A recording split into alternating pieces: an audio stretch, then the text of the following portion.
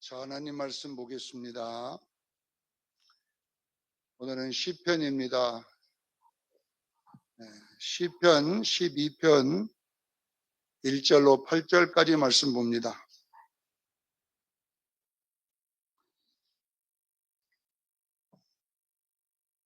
시편 12편 1절로 8절까지 우리 다 같이 합독합니다. 시작. 여호와여 도우소서. 경건한 자가 끊어지며 충실한 자들이 인생 중에 없어지나이다. 그들이 이웃에게 각기 거짓말을 하며 아첨하는 말 입술과 두 마음으로 말하는도다. 여호와께서 모든 아첨하는 입술과 자랑하는 혀를 끊으시리니 그들이 말하기를 우리의 혀가 이리기리라. 우리의 입술은 우리의 것이니 우리를 주관할 자 누구리요 하미로다. 여호와의 말씀에 가련한 자들의 눌림과 궁핍한 자들의 탄식으로 말미암아 내가 이제 일어나 그가 원하는 안전한 지대에 두리라 하시는도다. 여호와의 말씀은 순결하며 흑도가니에 7번 단련한 은 같도다. 여호와여 그들을 지키사 이대로부터 영원까지 보전하시리로다. 비열함이 인생 중에 높임을 받을 때에 악인들이 곳곳에서 날뛰는도다. 아멘. 능력 있는 성도는 아멘만 있다, 이런 제목으로 오늘 은혜를 나누고자 합니다. 능력 있는 성도는 아멘만 있다라는 말씀입니다. 자, 제가 이제 지금 시편 강해를 금요일마다 하고 있는데요. 이 시편을 찬양이라고 하는 주제를 가지고 지금 계속 보고 있습니다.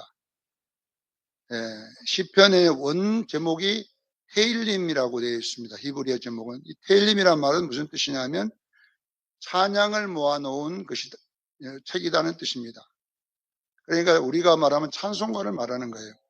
히브리인들이 제사를 지낼 때에 또 성전을 향하여 올라갈 때에 불렀던 찬양들을 이렇게 모아놓은 것이 시편인데, 그거 넣고 이제 여기에 있는 가사만 이렇게 쭉 적어놨지 않습니까? 오늘 본문에도 보면 다윗의 시 인도자를 따라 8줄에 맞춘 노래, 이렇게 노래라고 되어 있습니다. 그러니까 오늘 이 12장도 찬양입니다. 찬양. 이 8째 줄에 맞춘 찬양이란 말은 뭐냐면, 우리가 피파라든지 이렇게 기타와 이런 거 줄이 있잖아요. 8째 줄은 가장 낮은 쪽에 있는 음입니다. 그러니까 아주 저음으로 부르는 노래라는 것인데, 이 8째 줄에 맞춘 노래란 말은 슬픈 노래라는 뜻이에요. 좀 슬픈 노래, 이런 노래를 부를 때에 이제 이렇게 불렀던 노래를 8째 줄에 맞췄다, 이렇게 나와 있습니다. 그래서 모든 11편에도 보면 부르는 노래, 인도자를 따라 부르는 노래, 이렇게 다 찬양을 이렇게 이제 곡만 빼고 가사만 이렇게 적어 놨습니다. 이 가사만 적어 놓은 이유는 우리가 이제 이 가사 속에는 찬양의 태도들이 기록되어 있습니다. 우리가 어떤 태도로 하나님을 찬양할 것인가, 이런 그 교훈들이 들어 있습니다. 우리가 이제 항상 내가 시편 강해를 하면서 묻는 질문이 뭐냐면, 우리는 천국에 무엇하러 가는가, 이렇게 물었잖아요. 우리가 죽어서 아니면 예수님 재림할 때 우리가 다 천국 가야 되잖아요. 예수 믿는 사람은 천국 가는데 왜 천국에 가느냐, 여기에 대해서는 질문을 제가 하고 시작합니다. 왜 천국에 가냐면은 우리는 찬양과 예배하러 갑니다. 그것이 우리의 직책입니다. 천국에서 영원히 우리가 있어야 할 직책이 뭐냐, 바로 제사장과 찬양대임을 믿으시기를 바랍니다. 이것 하러 가는 거예요. 이것 하러 우리를 창조했다고 했잖아요. 베드로전서 2장 9절에 보면 택한 족속이요 왕 같은 제사장들이라고 그랬어요. 우리는 제사장들입니다. 믿으시기를 바랍니다. 제사장. 이 신약 성경에 나와 있는 내용이고, 구약에도 보면 출애굽기 19장 6절 7절에 보냐면 제사장 나라가 되기 위해서 이스라엘을 선택했다. 제사장 나라로 선택했다 그랬어요. 그리고 에베소서 1장 6절에는 예수 그리스도의 구속을 찬양하려고 우리를 구속했다. 이렇게 찬양에 대한 이야기가 나와 있습니다. 구약에도 마찬가지나 구약 이사야 43장 21절에도 이 백성은 나를 찬양하라고 내가 지었다. 이 백성은 나를 찬양하라고 지었다. 그래서 신약도 마찬가지고 구약도 전체가 뭐냐 그러면 예배와 찬양입니다. 제사장이 상징하는 것은 예배자임을 믿으시기를 바랍니다. 그리고 찬양됩니다, 우리가. 그러니까 예배는 찬양과 제사가 들어있지 않습니까? 그래서 이사야 14장 12절에 보면 사단을 타락하기 전에 사단 이름이 뭐냐 그러면 몰라 불렀냐면 아침의 아들 계명성이여 이렇게 불렀다고 그랬어요. 아침의 아들 계명성. 이 말은 뭐냐 그러면 원래 사단의 하늘나라의 직책을 말하는 거예요. 아침은 뭘 말하냐면 빛을 말합니다. 그러니까 빛의 아들 이 말이에요. 빛의 아들 계명성이여. 이 말은 계명성은 뭐냐고 이 별, 성자는 별 성자잖아요. 이 별은 요한계시록 1장 20절에 보면 이 별이 뭘 상징하냐 그러면 7교회의 사자라고 나와 있어요. 7별을 붙잡았다고 7별에 붙잡아 이 7별은 7교회의 직분자, 사자 이 말이에요. 그러니까 별이 상징하는 것은 직책을 말하는 것입니다. 그러니까 개 10개자, 이 10개자거든요. 10개자, 밝은 명자, 별성자 이렇게 해서 계명성인데 우리가 이렇게 루시퍼를 이렇게 우리가 그렇게 번역을 해 놓은 거예요. 그러니까 뭐냐 그러면 아침을 여는 직책. 이 아침을 연다는 것은 무슨 말이냐면 하나님의 임재를 이렇게 준비하는 직책이라는 뜻입니다. 빛이 임재하도록 하나님이 임재는 어떻게 되냐? 이스라엘의 찬송 중에 임재할 줄로 믿습니다. 시편 22편 3절에 보면 이스라엘의 찬송 중에 거하시는 여호와. 그래서 이 계명성이었던 이 사탄이 하나님의 찬양과 예배를 담당했던 자들입니다. 이들이 이제 찬양하고 하나님이 거기에 임재해서 예배를 받으시는 거예요. 그래서 말라기 1장에는 이 제사를 뭐라고 하냐 하나님의 밥상이라 그렇게 나와 있어요. 제사를 너희가 나의 식탁을 더럽히다 이렇게 나와있잖아요. 나의 식탁. 이스라엘 백성들이 제사가 엉망진창에 막 병든 것, 썩은 것, 그냥 그런 것 갖다가 하나님께 드리니까 하나님 너희가 내 식탁을 더럽힌다. 제사를 보고 하나님 식탁이라고 했잖아요. 그러니까 뭐냐면은 여러분요 하나님이 임재하는 이 예배는 하나님의 식탁임을 믿으시기를 바랍니다. 그래서 우리가 드리는 예배가 신선해야 됩니다. 신선하다는 이야기는 뭐냐 그러면 태도가 똑바르야 됩니다. 아셔야 돼요. 그러니까 우리가 부모님을 바르게 섬기는 예가 뭐냐면 식탁에서 알 수 있지 않습니까? 부모님을 식탁을 차려드릴 때에 여러분 생각해 보세요. 한 달 동안 먹던 국 끓인 것 또 내놓고 또 대표가 또 내놓고 이러면은 여러분 그 며느리가 부모님을 제대로 섬기는 거 아니잖아요. 반찬도 먹던 거 그냥 또 내놓고 그렇게 해놓으면 밥도 막 한 달 동안 그냥 밥솥에 놔둔 거 퍼갖고 그냥 드시라면 드시고 말라면 마시오 이렇게 하면 그 부모님을 실질적으로 뭐냐 그러면요 여러분요 함부로 하는 거잖아요. 무시하는 거고 여러분요 더럽히는 거잖아요.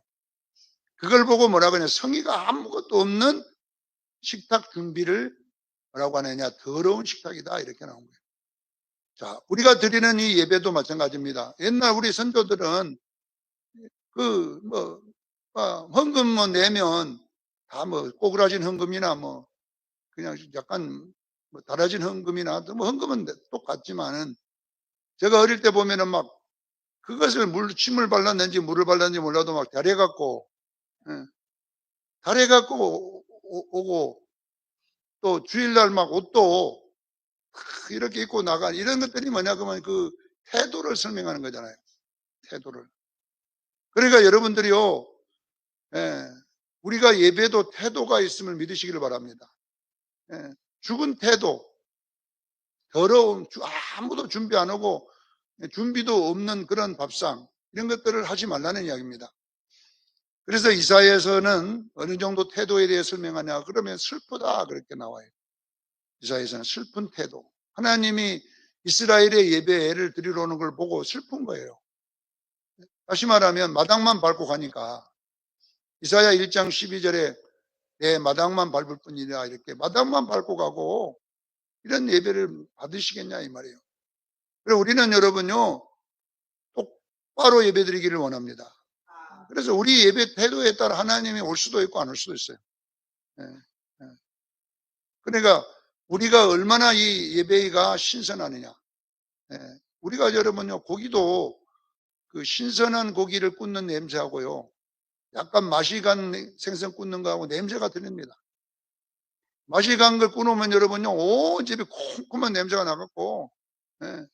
그 냄새가 안 좋아요. 그러나 아침에 딱 가갖고 저녁에 잡은 고기 한번 구워보세요. 냄새가 고소하잖아요. 똑같은 거예요. 우리의 예배의 태도가 신선해야 될 줄로 믿습니다. 우리의 예배 찬양의 태도가 신선해야 돼요. 찬양만 한다고 받는 것이 아니라 그 찬양의 안에 들어있는 태도가 아주 중요하다는 것입니다. 그래서 우리는 이 어떻게 올바른 진짜 신선한 고기로 신선한 하나님의 밥상을 드릴 것인가 이런 내용이 이제 나와 있습니다. 자, 오늘 본문에는 어떤 태도로 우리가 찬양을 할 것인가 여기에 대한 것인데 하나님의 말씀의 바른 태도는 아멘 하는 태도다라는 뜻입니다. 아멘. 목사님 아멘이란 말이 어디 나왔습니까? 여기에 보면 1절에 보면 충실한 자들이 인생 중에 없어지나이다. 이 충실이란 말이 아멘이란 말이에요. 아멘. 충성이란 말도 아멘이란 말입니다. 아멘. 자, 보면 지금 다윗의 시잖아요. 이게 다윗의 시인데 이 다윗의 시로 지금 노래를 만들었는데 어떤 노래? 슬픈 노래를 만든 거예요. 근데 왜 다윗이 슬플까? 여기 보니까 하나님 도서 경건한 자가 끊어지며 충실한 자들이 인생 중에 없어지나이다. 이렇게 설명을 해놨습니다. 여기에 이건 뭐냐 그러면요.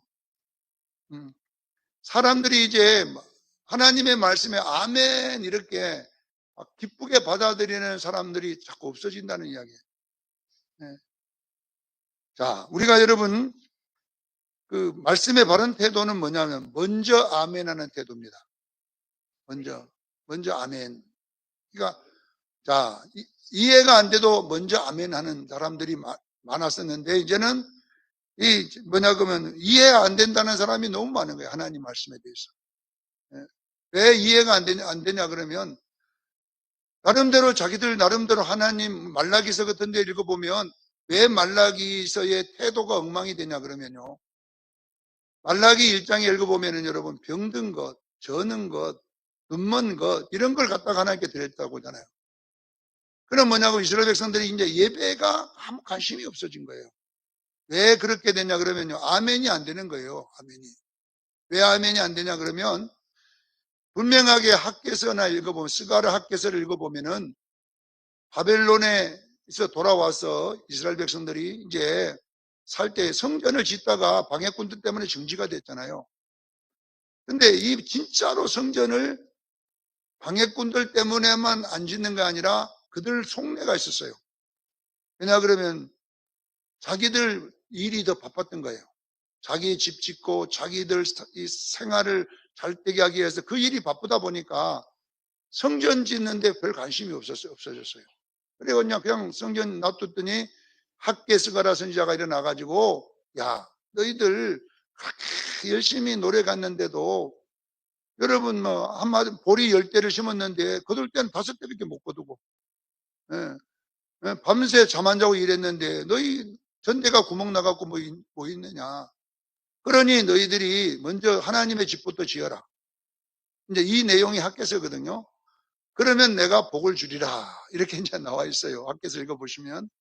그러니까 이스라엘 백성들이 이제 그 말씀을, 학개의 말씀에 감동을 받고 성전을 또 지었잖아요. 열심히. 짓고 나면은 복을 받아야 될 거 아닙니까? 말한 대로. 예? 그냥 쌀 한 댁 심으면 막 500대가 나오든지 막 이렇게 해서 삶이 풍성해져야 될 건데 삶은 여전히 변화가 없었습니다. 말라기서가 기록될 때 학개가 예언한 그 시점에서 성전 짓고 15년이 흘렀어요. 15년이 지났는데도 자기들의 삶은 변화가 별로 없었어요. 성전 짓기 전에 먹고 사는 거나 성전 진 후에 생활에 변화는 없었어요. 그러니까 이들 속에는 뭐가 생기냐? 불만이 생기기 시작한 거예요. 아니, 성전 짓고 애쓰고 그러면 뭐 복 준다더니 우리에게 복 준 게 뭐가 있느냐? 이러니까 이제 뭐 어떻게 합니까? 말라기가 일어나가지고 뭐랍니까? 하나님이 너희를 사랑한다. 이렇게 이제 말라기 1장 첫 줄에 나와 있어요. 1장에 읽어보면 하나님이 너희를 사랑한다. 이랬더니 하나님, 우리를 사랑하게 뭡니까? 아멘 안 되는 거예요. 아멘. 사랑한다는데 아멘 해야 될 건데 이해 안 됩니다. 도무지 하나님 언제 우리를 사랑했냐고. 하나님께서 뭐라고 하냐 그러면요. 물질의 이야기를 안 하고 그냥 야곱과 예서 이야기를 하잖아요. 야곱은 내가 선택하였고 사랑했고 에서는 내가 유기해 이렇게 그러니까 구원에 대한 이야기만 하는 거예요. 이스라엘 백성들이 참 보면은 아멘이 안 되는 거예요. 우리가 하나님 앞에 드린 것만큼 뭔가 한 것만큼 하나님 우리에게 복을 주셔야 되고 이 생활을 잘 되게 해줄 건데 변화가 없지 않습니까? 그래서 이제 지금부터는요 말하면 아멘 안 해 절대로 따지기 시작합니다. 일장에 계속 따지는 거예요. 여러분요 어쩌면 이 다윗의 시대도 마찬가지인 것 같아요. 정말 무조건 아멘하고 무조건 감사하고 이런 사람이 없어져 간다는 데한 슬픔인 것입니다.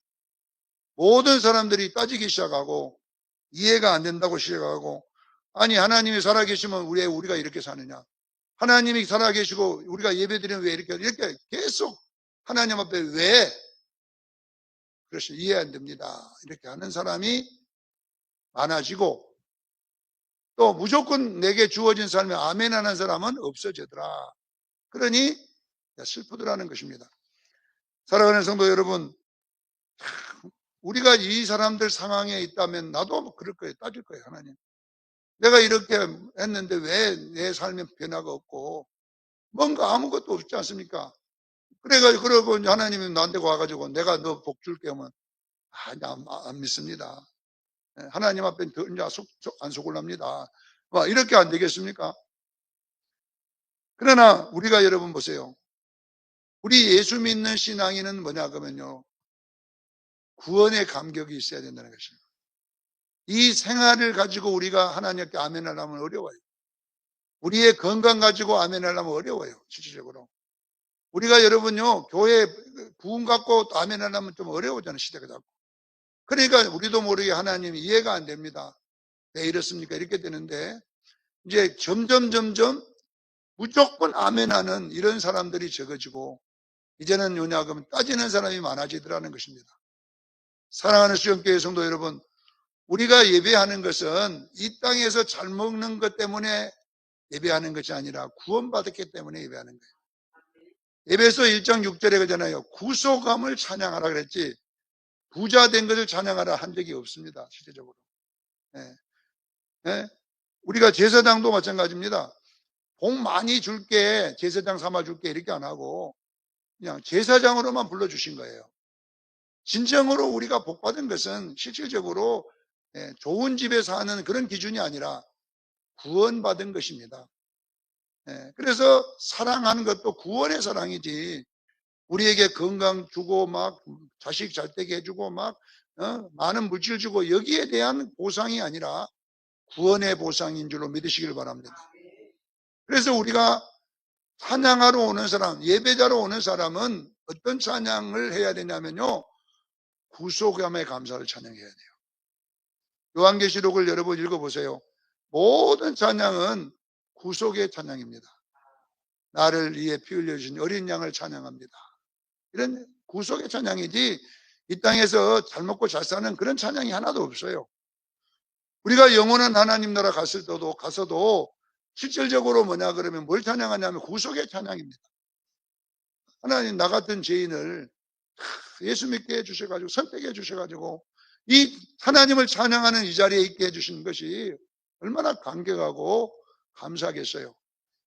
자, 그런데 문제가 뭐냐 그러면요, 2절로 3절에 보면 모든 사람들이 보니까 연기자들 뿐이다는 것입니다.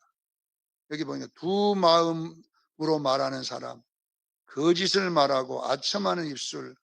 예, 이 거짓말이라는 단어가 원어에서 보니까 속이 텅 비었다라는 뜻이에요.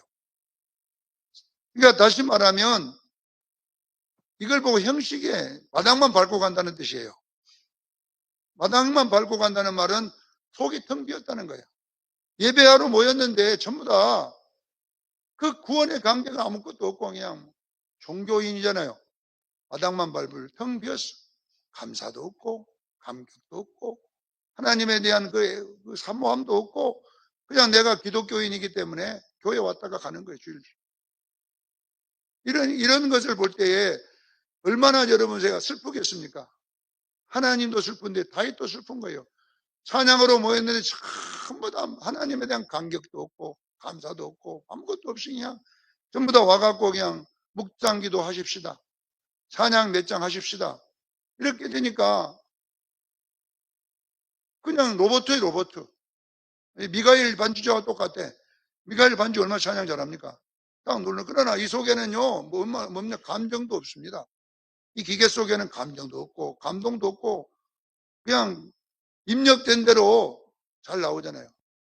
네. 우리가 여러분요, 미가엘 반주기 되시면서 돼서는 안 돼요, 우리는. 이것이 반주는 해주만 나는요, 하나님에 대한 은혜가 있기를 바랍니다. 거짓이란 말이 뭐냐, 그러면 속이 텅 비어 있다라는 뜻이에요. 자, 아첨하는 말이란 말은 원어에 보면 미끄러운 말이란 뜻, 미끄럽다. 미끄럽다는 말은 뭐냐, 그러면요, 다시 말하면 책임이 없고 자기 이득만 얻으려고 하는 태도를 말하는 거예요. 그러니까 교회 왜 오냐, 이 예배드리러. 뭐 혹시 복이나 받을까 봐서. 하나님한테 관심도 없어요. 그냥 미끄러워지는 것처럼 형식적이다 이 말이에요. 우리가 여러분요, 내가 미끄러운 데 가보세요. 내 의지와 없이 쫙 미끄러 가버리잖아요. 미꾸라지 잡아보세요. 꽉 잡아도 쭉 미끄러져 가버리잖아요. 그러니까 무슨 말이냐 그러면 그냥 우리가 종교인으로서 그냥 미끄러. 남들이 예배 드리러 가면 나도 따라 예배 드리러 가는 거예요.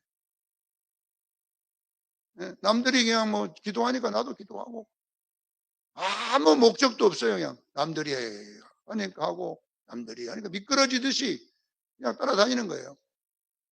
이런 사람들밖에 없더라는 것입니다. 두 마음으로 말하. 두 마음은 뭐냐 그러면요, 외식인 겁니다. 연기하고 있는 것입니다. 연기. 그냥 목사니까 예배 시간에 나와 예배 드려주는 거예요. 하나님에 대한 그 애정도 없고 목사가 감격도 없고 그냥 오늘 수요일이구나 예배하고 가고 오늘 금요일이구나 예배하고 이렇게 하는 것. 자랑한다는 이 말은 뭐냐 그러면요, 허풍 또는 잡담이란 뜻이에요. 다시 말하면 마음이 빠져버린 모든 우리의 신앙을 뭐라고 하느냐, 바로 하나님의 슬픔이라고 하는 거예요. 사랑하는 성도 여러분요, 우리 속에 아멘이 있기를 주의 축원합니다. 마음이 있어야 된다는 마음, 감격이 있어야 되는데 우리도 모르게 어느 날부터 그냥 형식주의가 돼버린 거예요. 마음이 빠져버리고 그냥 사람들 우 가니까 나도 가갖고 그 미끄러지듯이 그거 있고 그냥 연기자처럼 그냥 찬양하고 또 그냥 마음은 없는데 허풍 떠는 것처럼 하고 있다 이거예요. 얼마나 여러분 이런 찬양은 태도는 옳은 예배와 찬양이 아님을 믿으시기를 바랍니다. 이런 태도의 예배는 아니다라는 말을 이렇게 했어요. 뭐 책임감도 없고 대책도 없고 은혜가 안 돼도 뭐 관심도 없고 이런 걸 하지 말자는 이야기입니다. 그런데 보죠. 4절에는 뭐라고 이야기했냐 그러면 자기들은 뭐라고 말하냐, 말에 대한 것을 뭐냐, 그들이 말하기 우리는 혀가 이기리로다. 우리의 입술은 우리의 것이니 우리의 주관할 자가 누구리요 함이로다. 이 말은 무슨 말이냐면 말에 책임을 지는 사람이 없더라는 거예요. 말만 많지 거기에 대한 책임, 거기에 대한 심판에 대한 그런 생각이 없어요. 다. 그러니까 그냥 우리가 유튜브들 보면요, 난 유튜브에 보면 막 연예인들이 죽었다고 해갖고 나 해놨어. 진짜 죽은 줄 알고 보면 그게 거짓 뉴스예요. 거짓 뉴스. 안 죽었는데. 그래가지고 또 연예인 누구하고 둘이 바람이 났다. 아나운서하고 또 누구하고 막. 그래, 난 처음에는 그 속아가지고, 장윤정이하고 뭐 또 장윤정이 그 누구하고 또 그 뭐 가수 누구 바람이 났다 그러다가, 또 장윤정이 남편이 그 누구니까 걔하고 또, 다른데 또 뭐 누구 바람이, 알고 보니까 전부 거짓 뉴스예요. 유튜브가 왜 이렇게 거짓말이 많냐 그러면요. 법적인 아무 책임이 없어, 법적으로. 유튜브에 나온 말은요, 법적인 아무 책임이 없어. 그러니까 그냥 아무렇게나 올려버리는 거예요. 남이 상처받든 말든 그 얼마나 여러분 상처를 받겠어요. 바람 났다는 그 한번 뜨면요 조회수가 막 20만씩 올라가잖아요. 돈 벌라고. 그러면 사람들이요 아이고 이렇게. 그러니까 이런 거 뭐냐면 책임이 없는 말들이 너무 많은 거예요. 유튜브가 좋은 점도 있지만은 너무나 거짓이 그 안에 너무 많아. 오늘 우리도 마찬가지입니다. 교회도 마찬가지. 교회도 목회자부터 저부터 시작해갖고 어떤 말에 책임을 안 지려고 우리가 할 때가 너무 많잖아요. 책임 안 지고 그냥 우리가 남한테 증거하고 핑계 대버리고 이렇게 하다 보면 실질적으로 이런 것들이 진정성이 없어지더라는 것입니다. 내가 뭐 말로 아무렇게나 말해도 된다. 내가 이긴다. 이렇게 하지 말고 우리는 여러분요 말에 심판이 있음을 깨닫기를 주의를 축원합니다. 마태복음 12장 36절에 무슨 무익한 말을 하든지 마지막 때에 그 말에 심판을 받는다고 되어 있어요. 유튜브는 심판이 없지만요 교회 우리들의 말은 하나님 심판하십니다. 그래서 될 수 있으면 진실해지려고 애를 써야 돼요. 진실해지는 말. 그래서 찬양은 뭐냐, 그 찬양에 대한 이야기를 좀 옮겨보겠습니다. 우리가 부르는 찬양은 그 속에 마음이 들어있어야 됩니다. 유튜브처럼 그냥 남이 하니까 그냥 막 이렇게 하면 안 되고 그 찬양 속에 적어도 내 마음이 그 찬양과 가사와 같아야 돼요. 그렇게 할 때에 우리 하나님 앞에 찬양도 예배도 마찬가지. 예배도 그냥 가만히 앉았다가 가는 이런 거 말고 내가 정말로 오늘 예배를 통하여 주님을 만나는 그런 진실함이 있어야 될 줄로 믿습니다. 진실함이 있어요. 근데 사람들 뭐 예배 드리러 오는 걸 보니까 다윗이 보니까 완전히 허수아비예요. 전부 다. 마음도 없고 그냥 유대인이기 때문에 그냥 율법 때문에 그냥 전부 다 올라왔다가 그냥 찬양도 해도 그냥 뭐 따라 부르기는 불러도 거기에 눈물도 없고 회개도 없고 아무것도 없더라 이게. 이런 예배 태도는 하나님 받으시는 예배는 아니잖아요. 사랑하는 성도 여러분, 적어도 우리가 찬양할 때에 그 속에 내용이 있기를 저는 축원합니다. 형식만 있어서는 안 된다는 이야기를 하는 거예요. 내 입술로 내가 마음대로 하는 건 뭐 무슨 상관이냐? 이러면 안 된다는 것입니다. 책임을 져야 된다는 거죠. 자, 이런 이야기를 하는 겁니다. 사무엘상 2장 3절에도 보면 교만한 말은 다시 하지 말고 오만한 말은 입 밖에도 내지 마라. 여호와께서는 네 말에 대하여 내가 달아보겠다 이 말이죠. 네 글이 잘났으면 내가 너 한번 달아볼게. 이렇게 한다는 거잖아요. 사랑하는 성도 여러분, 우리는요 예배를 형식화시켜서는 안 되고 내용을 계속 담기를 저는 축원합니다. 내용을 담아서 정말로 찬양 하나 할 때도 이 찬양의 가사와 나와 관계가 있고 이렇게 할 수 있도록 여러분이 하기를 바랍니다. 자, 다윗이 이런 것 때문에 너무 슬픈 거예요. 너무 슬픈 거예요. 왜 우리가 예배를 이런 식으로 해야 할까? 왜 우리가 찬양을 이런 식으로 슬픈데 슬픔에 잠겨있는 다윗에 대하여 성경은 뭐라고 이야기하느냐? 5절에 보면 뭐라고 이야기가 나왔냐면 여기 보면 눌림 또는 탄식이라는 단어가 나와 있습니다. 다윗이 그냥 자기가 눌려버린 거예요. 주변이 이렇게 하다 보니까 자기가 그냥 슬픔에 눌려갖고 있어요. 근데 하나님 뭐냐 그러면 여기 보니까 일어나라 이렇게 돼요. 너는 일어나라. 이 일어나라는 이 말이 원어에는 쿰이란 말이에요. 쿰이란 말이 뭡니까? 달리다 쿰 그러잖아요. 이 쿰이 뭐냐 일어나라 말이에요. 소녀야 일어나. 그러니까 달리다는 소녀란 말이고 쿰은 일어나라. 그러니까 달리다 쿰이란 말은 그 원어를 그대로 옮겨놓은 거잖아. 소녀야 쿰 일어나라 이 말이거든요. 원어에는 쿰이라고 되어 있는데, 자 여러분 보세요. 우리 예수 신앙인은 어떤 신앙, 옳은 신앙이냐 그러면요, 남이 뭐 옳게 하든 말게 하든 이런 건 남 때문에 내 신앙이 그냥 눌려갖고 그냥 내가 그냥 엉망진창이 되는 거예요. 남 때문에. 이렇게 해서는 안 된다는 거예요. 다 그렇게 할지라도 나라도 일어나기를 주님 축원합니다. 그러니까 왜 다른 사람들이 그런다고 너까지 거기에 눌려가지고 같이 찬양도 못하고 뭐 그렇게 탄식만 하고 있느냐. 그러지 말고 찬양은 1대1이라는 것입니다. 타락할지라도 너는 타락하지 말라는 이야기. 너는 일어나라. 너는 새롭게 되라. 이런 뜻이거든요. 여러분 보세요. 여러분요, 우리 신앙이 여러분은 남에게 의해서 내 신앙이 움직여버리면요, 여러분 같이 따라가 버립니다. 우리는 여러분 신앙에 믿음이 있기를 바랍니다. 다 떠내려갈지라도 나는 딱 그리스도 예수 붙잡고 아멘 붙잡고 옳게 가는 거예요. 남이 건다고 나도 거기에 동성해갖고 갈 필요가 없다는 거예요. 신앙은 모든 교회가 다 타락하듯 할지라도 수정교회는 타락할 필요가 없는 거예요. 아니 다른 데가 한다고 나까지 그것도 같이 그거 가서 되고 다른 사람이 막 그런다고 나까지 그거에 둘러 씌워져 가지고 막 이렇게 찬양도 잃어버리고 시험에 들어있고 이렇게 해버리면 안 되는 거예요. 그래서 우리는요, 이 시편 기자는 뭐냐 그러면 찬양은 남 보고 하는 게 아니라 네 자신이 하라는 거예요. 왜 그렇게 눌려 있느냐 이게 다 있고, 왜 그렇게 네가 거기에 탄식하고만 있느냐. 일어나라, 일어나라, 새 힘을 잃어. 이렇게 찬양을 하고 있습니다. 그래서 여기에 8절로 보면은 뭐가 나오냐면요, 자, 여기 보니까 비열함이 인생 중에 높임을 받고 악인들이 곳곳에서 날뛰노도다. 그러니까 막 이게 세상이 엉망진창이 돼 가는 거예요. 이렇게 할 때도 이런 거에 눌리지 말고 너희는 연단한 금처럼, 여기 은처럼 나오잖아요.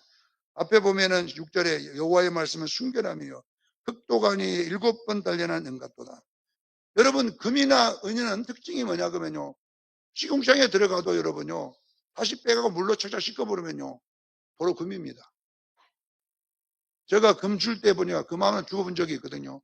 제가 금반지 2돈짜리 한번 줘본 적이 있는데, 불에다가 끌려가고 태워버려도 거기 그 옷이 나이롱 옷이 돼가지고 막 그 붙어 있을 때 떼갖고 딱 닦아버리니까 그냥 원금이더라고. 금의 특징이 뭐냐 그러면요, 오염이 잘 안 된다 이 말이에요. 색깔이 안 변해요. 물 속에 던져버려도 금은요 색깔이 안 변한다는 거예요. 그러니까 진짜 신앙인은 여러분 보세요, 비열함이 인생 중에 높임을 받아. 함부로 말하고 그냥 책임도 못 지는 이런 사람들이 높임을 받고 악인들이 거기 뛰놀지라도 너는 금처럼 되기를 주님 축원합니다. 너는 그런 거에 오염되지 말고, 너는 그런 거에 눌리지 말고 하나님 말씀에 아멘하고 우리는 굳건한 믿음이 되기를 주님 축원합니다. 시험에 빠졌는데 나는 하나님 앞에 붙잡혀서, 이런 찬양이 태도가 뭐냐, 옳은 태도임을 아시고 우리는 여러분 어떤 상황에도 아멘하기를 주님 축원합니다. 아멘하는 그분이 능력이 있는 성도다, 이런 이야기를 하는 거예요. 오늘도 우리는 여러분 보세요, 아무도 예배 안 드려도 나는 드리고 하나님 찬양하는 거예요. 교회마다 문 닫아버리고 주요 예배 없애버리고 다 없애버려도 우리는 여러분 2명 모여갖고도 예배하는 교회, 이런 예배가 돼야 될 줄로 믿습니다. 10,000명 모인 것보다 더 뜨겁게 2명밖에 없어도 우리는 거기 신뢰할 필요가 없어요. 다 예배 안 들어 문 닫아버려도 우리는 여러분 한 사람 모여 예배할 줄도 믿습니다. 목사 혼자 앉아가고 하는 거예요 찬양. 니는 거기 왜 따라가냐 이 말이야. 니 혼자라도 하나님 나를 찬양하고, 내가 뭐 많은 숫자 찬양 받는 줄 아냐? 제대로 된 자의 찬양을 받겠다는 이야기입니다. 사랑하는 성도 여러분, 찬양은 뭐냐, 예배는 뭐냐, 누가 옆에서 거들어주는 게 아니라 내가 하나님 앞에 바로 서는 거예요. 아무도 없어도 악인 비열함들이 인생 중에 높임을 받고 악인들이 곳곳에서 날뛸지라도 나는 금처럼 연단한 은처럼 믿음이 변하지 않고 끝까지 주님만 바라보면서 찬양하기를 주님 축원합니다. 이것이 바로 노아의 교회였습니다. 노아는 여러분, 노아 교회에 사람 아무도 없습니다. 교인이라고 하는 것은 자기 마누라 한 사람, 그 다음에 아들, 서희, 며느리 서희, 8가족. 그 사람들이 여러분요, 절대 안 흔들렸어요. 왜? 하나님은 여러분요, 그 사람의 믿음을 받을 줄로 믿습니다. 수장교회 성도들이요, 내 믿음 내가 지키는 겁니다. 남들이 거기 이러면 따라갈 필요도 없고, 남들이 이러면 갈 필요 없어요. 내가 온전히 하나님의 바로 서서 아멘 하는 능력이 있기를 주의 이름으로 축원합니다. 기도하겠습니다. 거룩하신 하나님 우리 아버지, 찬양의 올바른 태도에 대해서 우리가 설명을 듣고 있습니다. 아버지,